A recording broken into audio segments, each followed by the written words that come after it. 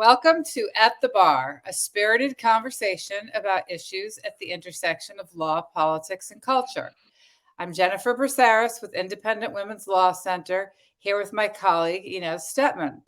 And Inez, I don't know if you know this, but we actually have a patent on At the Bar now on the title of the show, which I think is pretty cool because there are a lot of, you can imagine, lawyers that want to have shows called At the Bar or drinking shows about At the Bar, but we now have the trademark, not the patent, the trademark on it. I guess you can trademark a pun.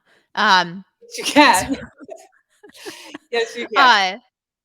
Today we're going to be talking about the Supreme Court term that opened this past Monday on October 2nd, and just covering a little bit of what's going on at the court. Yeah, so as many of you know, the Supreme Court begins each term on the first Monday of October. It's SCOTUS Day.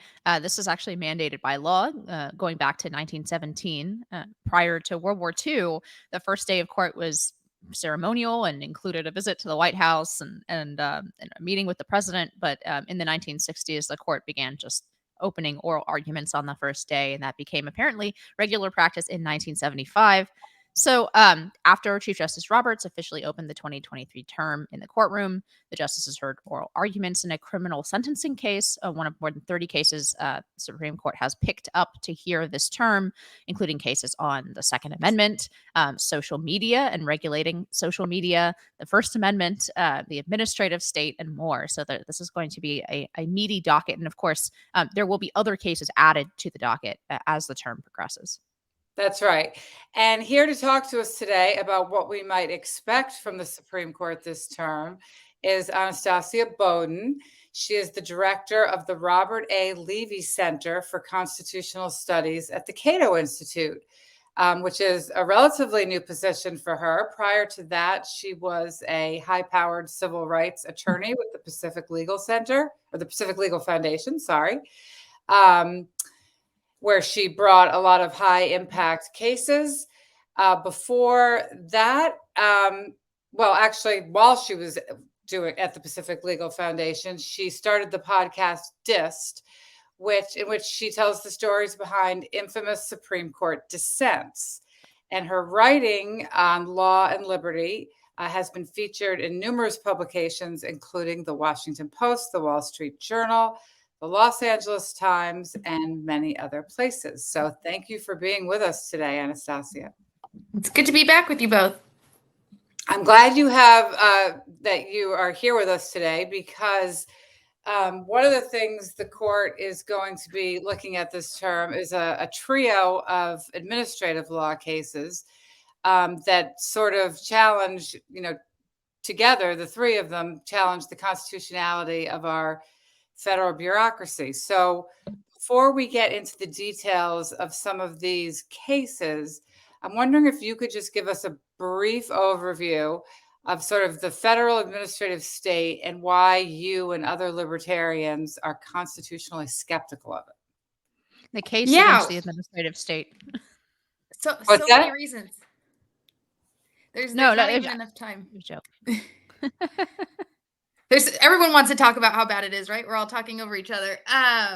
So many reasons. It's really become what many call our fourth branch. It's a branch unto itself, where it is a bunch of unelected and in many cases very difficult to remove bureaucrats, so they're unaccountable even to the president, who are regulating everything from, as we like to say on Dissed, everything from gas stoves to Greek yogurt. They have immense power over our everyday lives, the Greek yogurt you eat.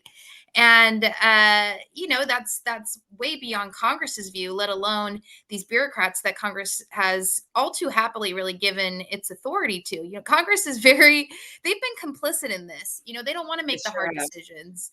Yeah. And so they don't exercise control. They're very happy to just delegate away their power. But that has brought up a series of constitutional concerns, including, the way that these bureaucracies are funded, the way that the president has now basically lost control to remove bureaucrats who are not enforcing the laws in ways which the president agrees with. These bureaucracies have become judge, jury, and executioner. They not only enforce the laws, they enforce laws in their own in-house proceedings before in-house judges. And those judges, again, even sometimes they are not removable. This violates our Seventh Amendment right to a civil jury trial. So there's just a whole slew of constitutional problems that really has created a system that upends our constitutional order and means that the nitty-gritty details of our lives are being regulated by the people with the least political accountability in our entire system. Yeah, so let's get into some of the specifics here. As Jennifer mentioned, there's a trio of cases already before the court this term. Let's talk about the CFPB case, right? Consumer Finance Protection Bureau against Community Financial Services Association of America, and this challenges the constitutionality of the CFPB, the agency as a whole. So, what is the CFPB, and why is this agency different in terms of its constitutional basis from, I don't know, the Department of Education or any other agency? Sure. So the CFPB is the Consumer Financial Protection Bureau. It was, well, the problems here arose after one of the financial crisis in recent years, and through the Dodd-Frank Act, they created this brand new bureau and gave it a bunch of authority over enforcing consumer protection statutes. But one thing in particular that's problematic about it is they were trying to make it independent. But in so doing, in many ways, people would argue it's become too independent. It's a bureau with no real political accountability. And one of the ways that they made it independent was through its funding mechanism. So normally, most cabinets or bureaus or whatever administrative creation there is out there, they are funded on an annual basis through appropriations by Congress. But Congress here did something different, which is it said that basically the CFPB itself gets to pick how much it gets each year. It just puts in a request to the Federal Reserve, which then will it will just give it however much money it's asked for up to a cap. But that cap is illusory because it's such a high cap that the CFPB has never actually come close to meeting it. So basically, it just gets to pick its own funding, and this is in perpetuity. So that's one of that's the biggest problem that came up in this case, was a challenge to its funding mechanism.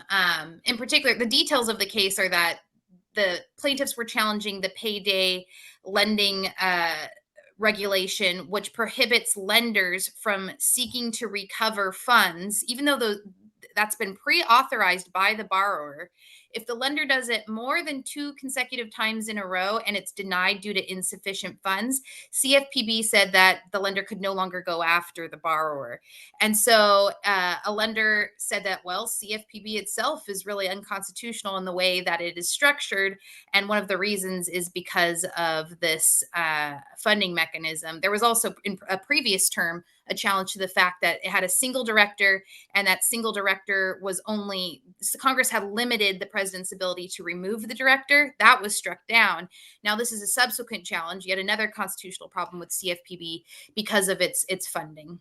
So the way you describe it, it sounds like, I think to the average person, it sounds kind of crazy. Like, what do you mean the department or the bureau gets to decide how much money it's going to get, and they just march on over to the Federal Reserve and say, this is how much you should give us, and they just get that, right? Whereas everybody else has to be part of the appropriations process, where Congress appropriates specific amounts to the department, and that, of course, as you said, makes everyone accountable to the people. The people elect the representatives appropriate the money.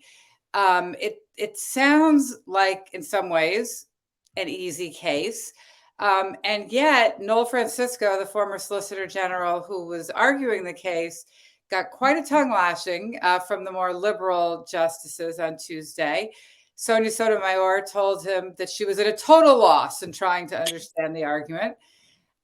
Why was she so confused? And why are liberal commentators constantly saying that a ruling for the plaintiffs here would bring on the next Great Depression? I've heard that a couple of times. Oh, of course, right? What about the children? That's what you hear a lot of times Yes. too. What about the children? The next Great Depression, get in the breadline now. Right. Well, I think General Francisco had a hard time because while everyone agreed that the appropriation clause must have some limits, that Congress can't totally give away its power and its duty to make appropriations in a way that keeps those bureaucracies accountable to Congress. So, for example, everyone at oral argument, even the current Solicitor General, agreed that Congress couldn't just give $1 quadrillion to the president and then say, hey, president, go and take however much money you want and use it to enforce the laws however you want, right? That would disrupt the separation of powers by giving away Congress's authority and its duty.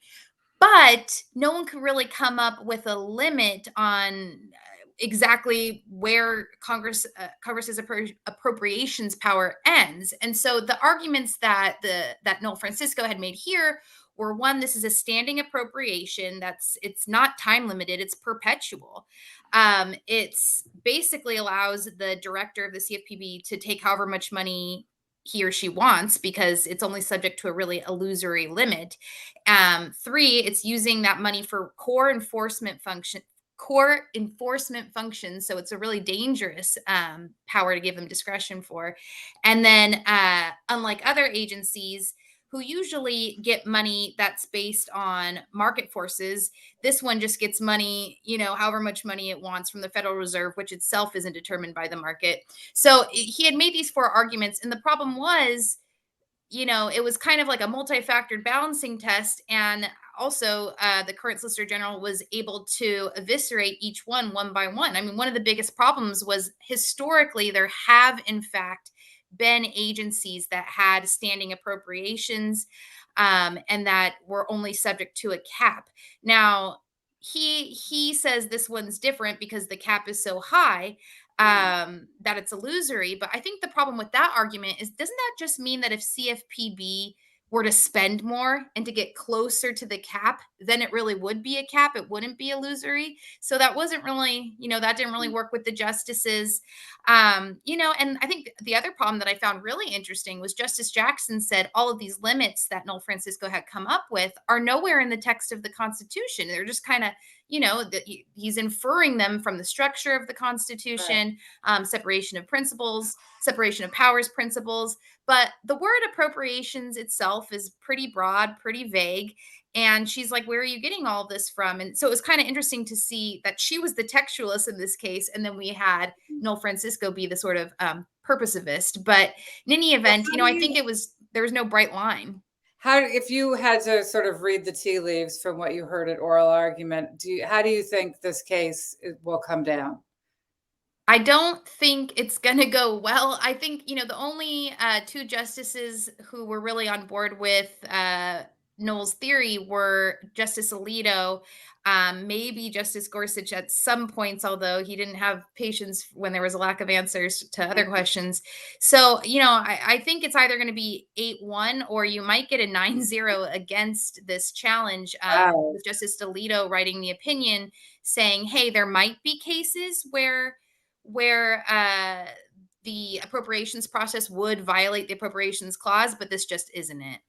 Well, we'll have to bring you back when it comes down to see if it comes out the way you predict it will come out. Let's talk about another of the administrative law cases. This one's called Loper Bright versus Raimondo. It involves a challenge by family-owned fisheries to a federal regulation that forces them not only to have federal monitors on board when they go out, but to pay their salaries, which seems a little unjust. But of course, this case isn't just about fisheries and federal monitors. This case actually provides the court an opportunity to revisit sort of the whole notion that judges should defer to agency interpretations and agency decisions. And it's really a challenge to the Chevron doctrine, which, non-lawyers will say, what's that? Who cares? But it's basically the idea of courts deferring to administrative agencies to interpret these statutes. So what do you think will happen, specifically in that case? And do you think the court will overrule Chevron? This is a really big case. Chevron deference is a big deal. We see it really making a difference in the lower courts in terms of what the outcome can be when you are going up against the federal government. So, what it is if a statute is ambiguous, the court will defer to an agency's interpretation of that statute, even if there is an objectively better interpretation out there, even if the so long as it's reasonable. So as long as the agencies come up with something reasonable, a court can ignore its own interpretation, which is objectively better, in favor of the agency. It's putting its thumb on the scale in favor of the agency. And what's really interesting is most of these separation of powers problems we've been talking about have to do with Congress giving away its authority, and in this case, it's really judges giving away their authority now. So now, not only do these agencies have executive enforcement power without oversight by the president,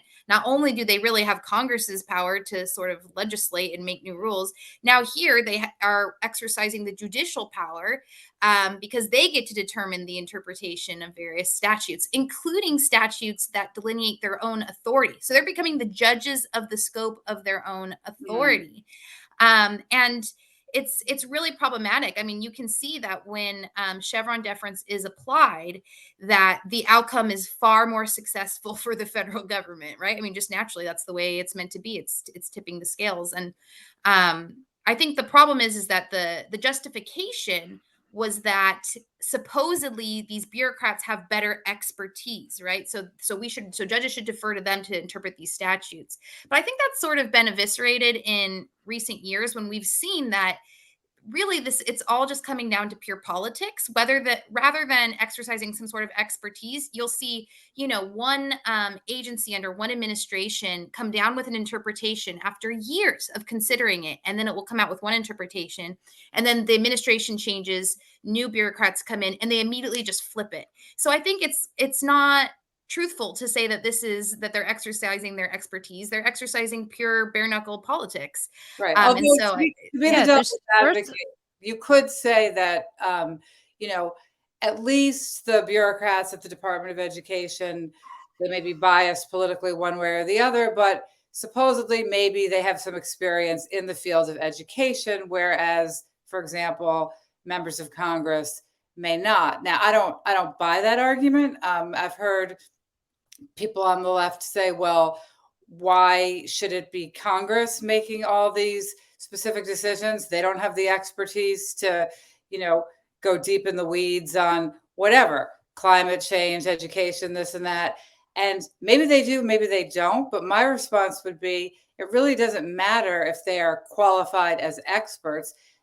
That's their job, right? That's their constitutional role, is to pass laws. And whether or not we think that the people we elect are smart enough or well-trained enough in a certain field to make policy on a certain front really is sort of besides the point. They're the ones who are elected to do it. Well, yeah, that's just a fundamental objection, I think, that we led with, right, in this discussion about who has legitimacy to make these decisions and the fundamental accountability in the constitutional system. Anastasia, I want to ask you, though, like, how far because this case seems like so egregious in a way that it provides an exit ramp for a Supreme Court that might not want to overturn Chevron. So, I mean, this is really blatant. And even the expertise argument in this, right? It's not, you could imagine a case with like fisheries about, complex populations, and maybe you need some scientific expertise. This is literally taxation, right? It's about who pays for the government monitors. The fishermen don't mind having, it's a problem, not of like the regulations themselves, but essentially, and the fishermen do not object to having the government monitors on the boats, but they don't want to pay their salaries. So this is like a pure political question in a way, and a pure legislative question. I mean, this is the most fundamental of the legislative powers, right? The power to tax, only given to the House of Representatives, actually, to initiate these kinds of taxes. And yet here we have an agency that that requested more money multiple times, didn't get it through the appropriations process, then basically says, well, why don't we just tax the fishermen for their own enforcement, right? Why don't we just get the money from these private sector people to do the thing that we want to do, even though nowhere in the statute does it say that. In fact, I believe, and you can correct me if I'm wrong, there are multiple parts in the statute where it actually does give that authority in very specific cases, like Arctic exploration or some other like weird cases, but it's silent on all the other that they're not allowed to do it exactly in these kinds of instances. It doesn't say anything about that power, even though that statute explicitly grants that power in very limited circumstances. So I guess my question to you is, you know, what do you think the chances are that SCOTUS takes an off ramp on this? Because it seems like this case, you could decide this under Chevron and just say this does not make it past step one, right? This statute is not ambiguous.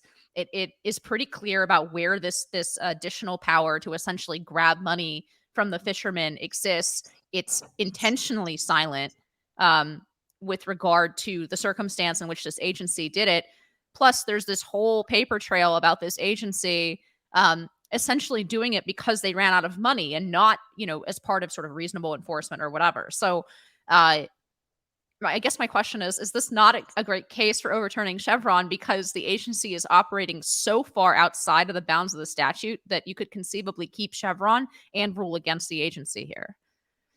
Yeah, we have seen the court in recent terms, rather than doing anything to overturn Chevron, it's just been trying to sidestep it. So, for example, they'll do everything they can to wring meaning out of the text and to say that the statute's not ambiguous and therefore not to apply Chevron, rather than considering its constitutionality or doing anything about it. But I think one thing that's really interesting is that's led to a distinction between how it's being applied at the Supreme Court and the lower courts. The Supreme Court hasn't applied Chevron hardly ever in years, right? But the lower courts are applying it all the time. And that's not just because the Supreme Court is just more hesitant than the lower courts. It's also because there's been gamesmanship by the government where they will argue Chevron, Chevron, Chevron all the way up through the appellate courts. And then when it gets to the Supreme Court, they abandon their Chevron argument. And so it means that, there hasn't been as much of these issues getting to the Supreme Court. And even when it does, the Supreme Court will be out of step with the lower courts. And I think that's exactly why the Supreme Court can, should, and probably will actually make a determination here, because there's really good studies, including, we did a study at Cato and put it in our amicus brief about just how out of step the lower courts are, and they really need a course correction. And at this point, the Supreme Court's granted cert, it's done all the briefings, it got one of the most amicus briefs I think I've ever seen in any Supreme Court case. It's really time to do that and to bring the lower courts into line with the Supreme Court and how it's been either applying Chevron or to get rid of Chevron altogether. All right, so let's go to this case that I totally have no idea what's going on in this one. So I'm hoping you can enlighten me and all our listeners. So we have the Security and Exchange Commission against Jarkissi. So what is going on, and why does this case have significant admin law implications? Yeah, so this is yet another case coming out of the Dodd-Frank Act, because out of the Dodd-Frank Act came the Congress authorizing the SEC to not just go after regulated parties, registered brokers and other people that are regulated by the SEC, but any member of the public is now subject to a potential investigation and enforcement action by the SEC. And so one of the first victims coming out of that was George Jarkissi, who he had a hedge fund. It was geared towards higher risk, more sophisticated borrowers. It lost some money during one of the recessions. And so SEC decided to investigate and to go after him, even though he didn't actually need SEC authority to have that hedge fund. He was under some exemption or whatever. But in any event, the SEC goes after him. And after 7 long years, it investigates him, it prosecutes him in-house in front of administrative law judges within the SEC. he finally gets to go to a federal appellate court to appeal that ruling. But the problem is not only do you have to wait until the SEC does its own in-house enforcement action and adjudication to get to a federal court, even when you're there, once you get to federal court, courts usually under these statutes have very limited appeal prerogative over you. They're limited in the issues that you can appeal and the facts that they can reconsider. And so Jarkissi argues that this system of allowing the SEC to prosecute and to adjudicate everything in-house violates the Seventh Amendment's promise that you will get a jury trial in certain civil actions. And, this is important. It's not just some esoteric constitutional thing, because what you find quite naturally is that if you go against the SEC in-house, you are going to have a much higher loss rate than if you go to a federal court that's far more independent than the administrative law judges in the SEC. So to me, there's actually quite a few. I think there's 3 different separation of powers issues within Jarkissi, but to me, that's the most interesting because again, we're seeing these agencies be judge, jury, executioner. Right. Yeah. So that's sort of the landscape of some of the administrative law cases that the court has thus far agreed to hear. I want to switch gears a little bit and talk about some of the First Amendment cases that involve big tech. The courts agreed to hear a few of those. In the NetChoice case, a social media company is challenging laws in Texas and Florida that seek to limit the ability of platforms like Facebook and YouTube to moderate content. And this is a fascinating issue to me for a number of reasons, but primarily because it's an issue that I think politically and legally seems to split the conservative movement. So where do you come down on this, and tell us a little bit about what you think the arguments will look like in court? So as you were saying, these cases come out of Florida and Texas, which both passed laws limiting social media companies' ability to moderate content. For example, in Florida, you can't deplatform a political candidate for any reason. You can't prioritize or deprioritize political posts or posts by journalists. I think in both states, it requires companies to give affirmative justifications if they deplatform someone. There's some transparency measures with, telling people why they've been deplatformed or telling people about rule changes. And of course, it all came because of the perceived censorship of mainly conservative voices. Although I will note that I think it's really interesting that in California, X, or formerly known as Twitter, right, just brought a lawsuit against a California law, which also had a social media regulation bill, because it actually wants social media companies to do more deplatforming. So, the California, those legislators are trying to harness government power to force social media platforms to do the exact opposite of what Florida and Texas are doing. And I think this illustrates exactly the danger and helps explain where I come down on it, which is that, the First Amendment allows these companies to moderate as they see fit. As much as it's just moderation, it is also an expression of their values and their speech. And I think it's very dangerous when we allow government to have power to dictate what they do, because then you're going to get, you may like it in Florida, but you're not going to like it in California. And either way, it's private property. It's private property and private speech. And so I think it should really be, up to the platforms what they do. And I don't like the idea of saying, well, they're big, so because they're big, they can be regulated. Well, big is ephemeral. At one point, MySpace, I remember as a kid, MySpace was big, right? They used to say Microsoft was going to be the next thing. And all these things are in flux. And that's the beauty of the free market. And I don't think that the fact of bigness alone makes somebody subject to government regulation. Right. So these cases really come down to sort of whether these social media giants are more like a newspaper, right? The New York Times doesn't have to publish op-eds from Inez Stepman if it doesn't want to, or anybody else, right? And nobody would Don't tell. worry, they don't want to. They could, they absolutely could. But they don't want to, and nobody's going to make them because they're a private company and they, can publish what they want to publish, right? That's the argument that these, Facebook or Twitter or whatever X would make. But the flip side is, and that's what you were alluding to before when you were talking about whether they're so big, is whether they are essentially a monopoly, and to the point that they've become a public, well, two things, whether they're kind of common carriers, and also whether they are a public forum in the way that like the public square would be, right? So this is where nowadays people don't march on down and get on a soapbox and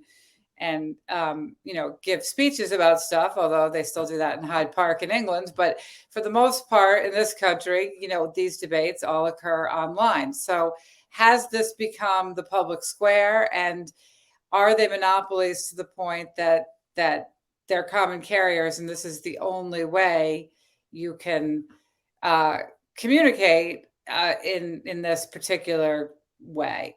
I think that's really what it's going to come down to. And I'm not entirely sure where I come out on that, to be honest with you. Well, it's interesting. Now we can have the three views, because I'm very much on the other side and Jennifer's in the middle. So we'll find out. But um, to me, the bigness is not the only issue, although it is an issue, right? But these are not companies with either natural or like traditional monopolies the way that we would think of them. So I agree with you, Anastasia, on that point.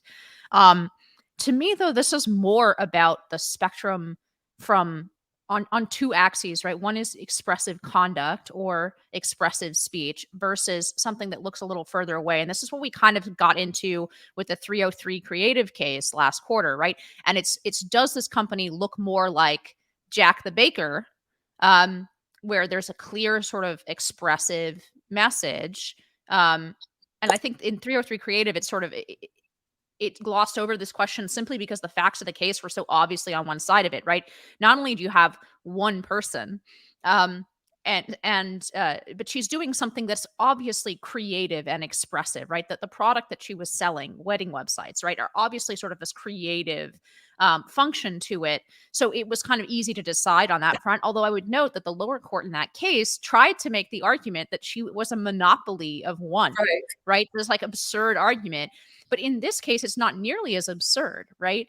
In the sense that it does come down to what Jennifer says: do they look more like a newspaper? Well, the additional complication with that is for the purposes of liability protection, right?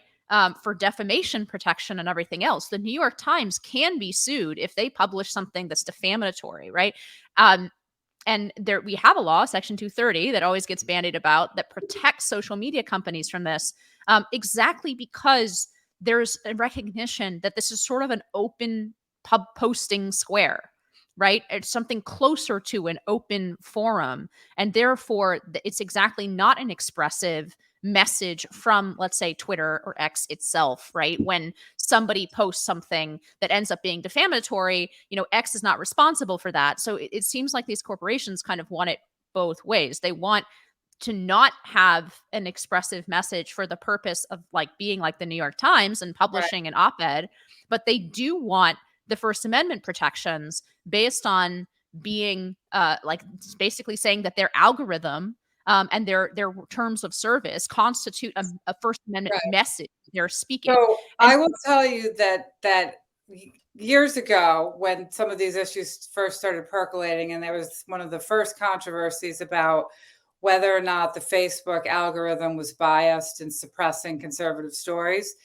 I don't know if you remember, but it was very bad publicity for Mark Zuckerberg. And so he invited a collection of, conservative commentators out to meet with him about this. And believe it or not, I was one of those people who got invited to this meeting. And there were about 25 people sitting around a table with Mark Zuckerberg and Susan Sandberg, or I think that's her name. And, so it was, the president of the Heritage Foundation and Tucker Carlson and Dana Perino and Glenn Beck and little old me, there I was. But what was interesting is that I specifically said to Zuckerberg, okay, this is a private company. If you want to suppress conservative voices, knock yourself out, but be honest about it. Like, tell people we are a progressive platform. This is what we believe. This is what we're going to promote. And this is what we are going to censor or devalue or whatever in our algorithms. And I was one of the only people who said that, by the way. All the other conservatives around the table were ironically demanding things like quotas for the number of conservatives that Zuckerberg hired to create these algorithms and all sorts of things that I thought sounded very not conservative. But anyway, but he responded to my argument by saying, no. I really want this to be an open platform. This is for everybody. It's not my perspective. It's not the company's perspective. This is, freedom enhancing. This is for open for all. And he was very firm that he didn't want to make it be about his or the company's expressive rights. So fine. Then if that's the case, if that's your position, then I feel like they've boxed themselves into the argument that they are a public forum, because that's what he claimed he wanted it to be. Or that was his. Yeah, I see that. And I think, my response to that is, like, let's take 303 Creative, which was more clearly a First Amendment case. But what I think is interesting about that is that litigation has really been aimed at people where what they're doing is clearly speech, because speech gets so much protection but in the courts. But in reality, I think most people who think that in 303 Creative, she should have been able to serve who she wants through her speech, also believe that people should be able to serve who they want based on, no matter their profession. Because in this country, we not only have freedom of speech, we have freedom of association, or we have freedom of property rights. We have freedom of conduct. So I think no matter how if we can get away from just calling it speech, I still think these people have a freedom to use their property as they please, even if it's not considered a First Amendment problem. It's some other kind of constitutional problem, because their liberties being infringed, in the same way that there's this very famous California case, Supreme Court case, Pruneyard, which said that shopping malls have to host other people protesting or holding up signs or soliciting money. They can't kick them out. Even though everyone would know it's not that shopping mall's speech, they're just hosting the speech of other people. And the Supreme Court said that was a law forcing them to host that speech was okay. And conservatives for a long time had said that's wrong. That's that shopping mall's property. They can kick people out if they want to or not. They shouldn't have to host that speech. And I think by this, I think the argument carries over. Decided? Pardon me? Do you think Pruneyard was wrongly or rightly decided? I think it was wrong. I think that, by the same way that I can invite people to my dinner table if I want, a shopping mall can invite whatever speaker they want. And whether you consider it a First Amendment problem or, a takings problem or a freedom of association problem, all the same, it's to me a problem for liberty. So there are two other like sort of legal dimensions that I could see this going in, and that's why I think these cases are going to come up with increasing frequency, because it is so much the shape of sort of our modern regime.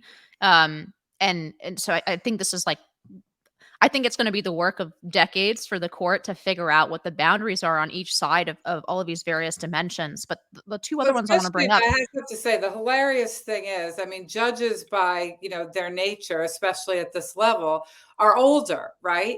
And, I'm 56 and half of this tech stuff is completely lost on me. I mean, you have justices there that are much older than that. And it's just funny to me to see them try to grapple with this industry and this segment that they are so clearly I think most of them not fully understanding. So I think that's true, especially when you get to the question of whether or not this is a public forum. Um, Right. Although there are parallels even well before Prune Yard, right? Like there are parallels in the company town cases, right, where you really have this enclosed space that literally has a town square, right, where everybody's living in like a mining town or something like that, right? So it's not that the legal issue here has come up before in a different context, but there are two other dimensions.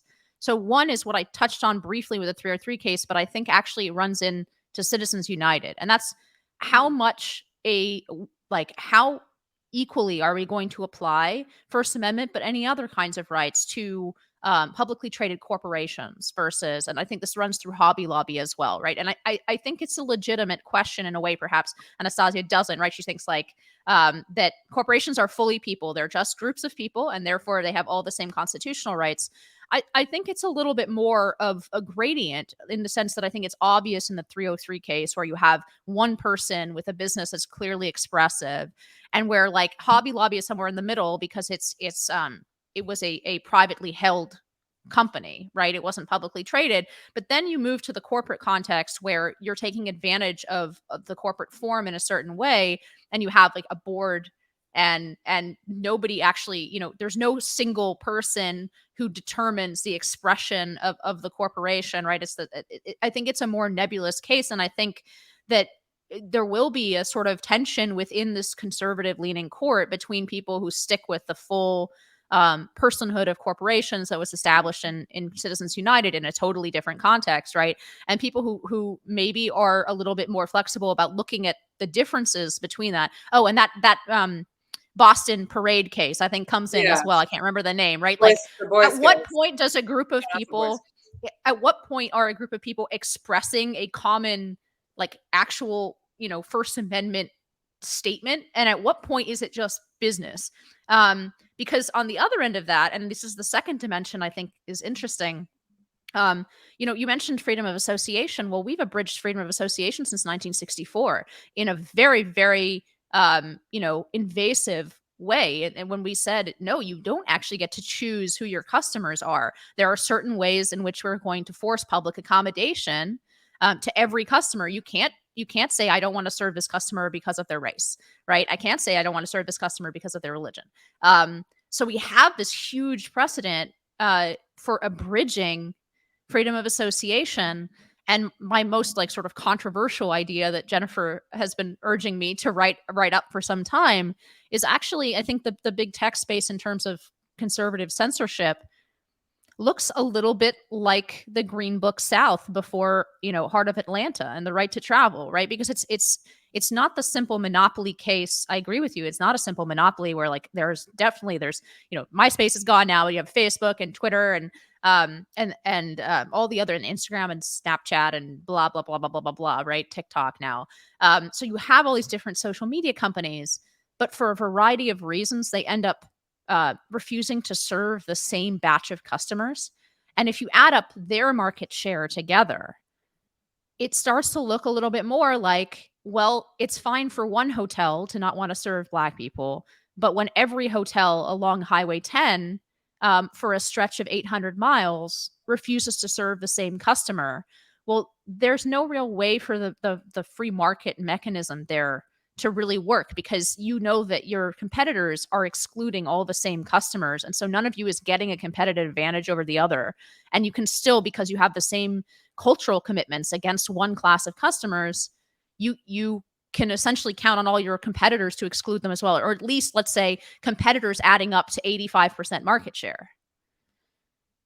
Yeah, I mean, I guess my response to that is, well, I have a couple responses, but one that comes to mind is that sounds well and good, except for when you start giving government this power, you may be very sorry in the future, right? Exactly, because we have the Californias, and who knows which way the culture will go, that are going to harness it to make the corporations do something different to bridge their rights, to force some other type of censorship, or to make speech go one way. So I think that's one problem. I think the other problem is, in my view, and this comes after being a civil rights constitutional litigator, I really think this change has to come from the culture.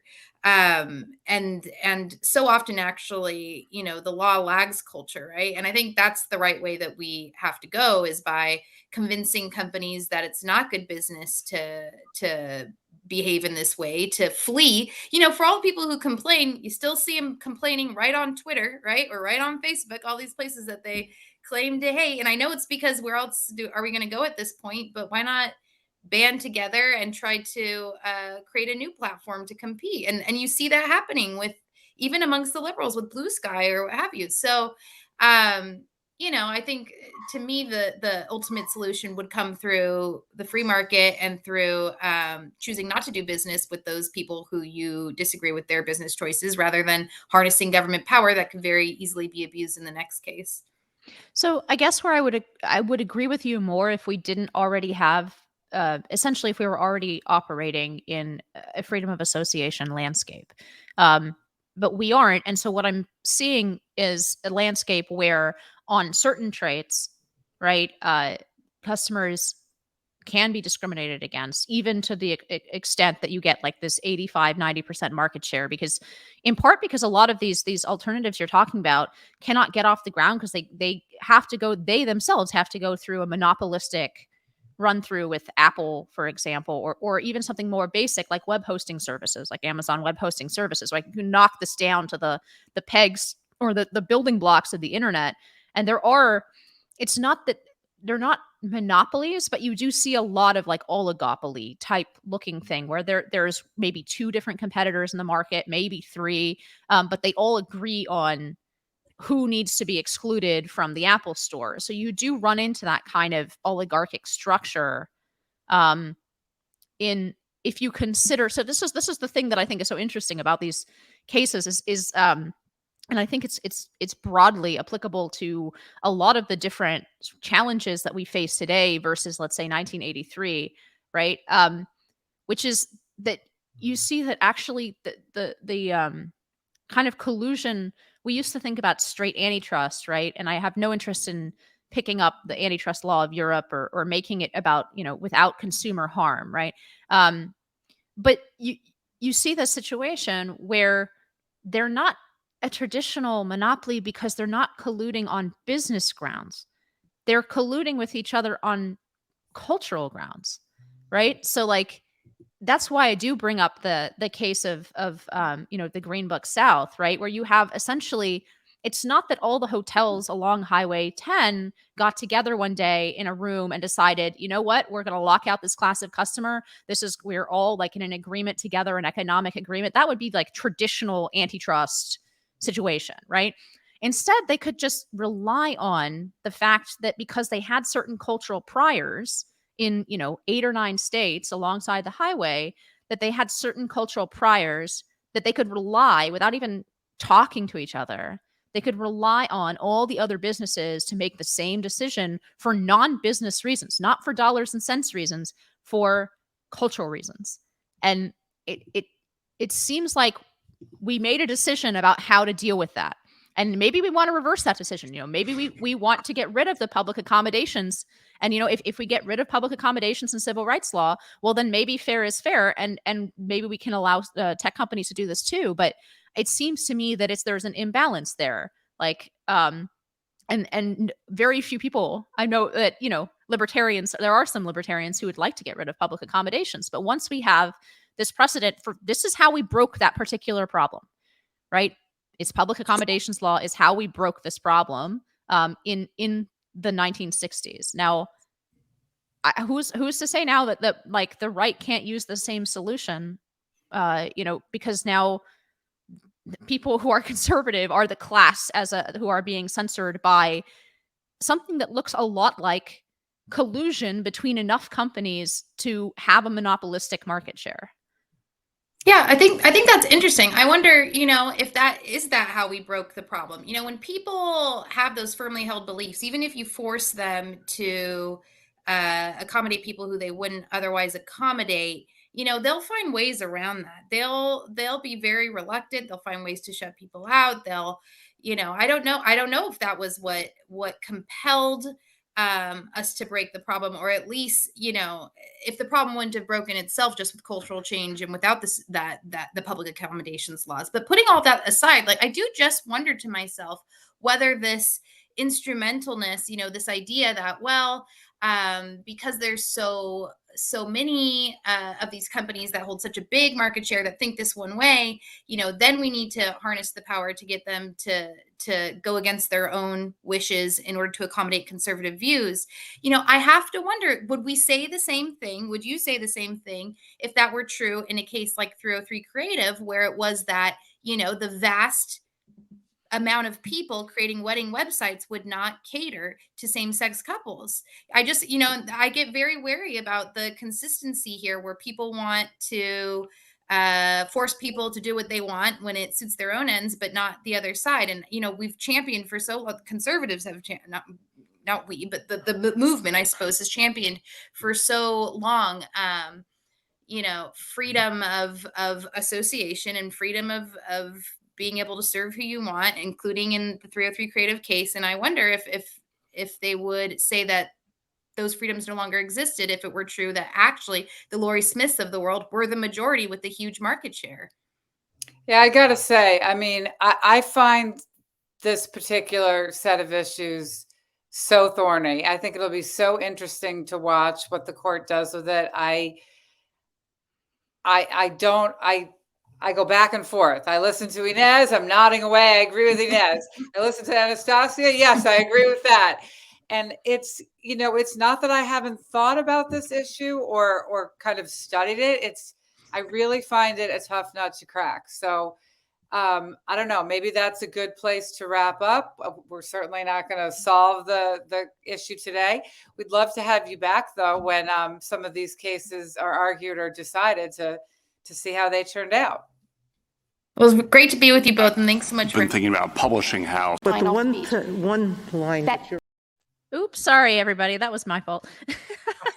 I heard Great way to go out. Supreme Court argument filtering in there.